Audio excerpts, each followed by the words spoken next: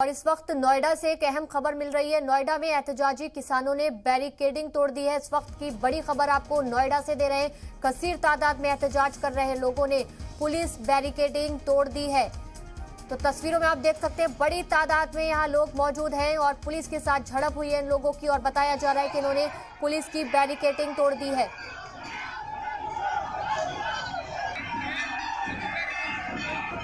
तो नोएडा से ये बहुत बड़ी खबर इस वक्त की बताया जा रहा है कि एहतजाज कर रहे किसानों ने बैरिकेडिंग तोड़ दी है।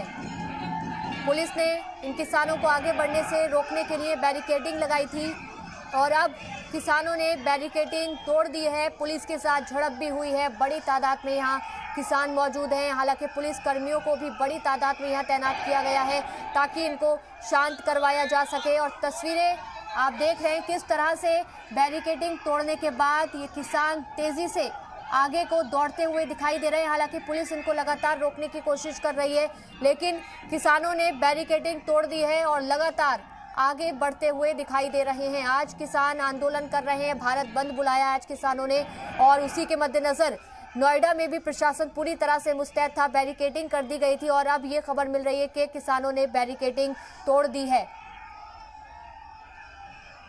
तो तस्वीरें नोएडा की आपको दिखा रहे हैं किस तरह से पुलिस के साथ इन किसानों की झड़प हुई है और बैरिकेडिंग तोड़ दी इन किसानों ने और सीधे तौर से बैरिकेडिंग तोड़ने के बाद आगे बढ़ते हुए दिखाई दे रहे हैं।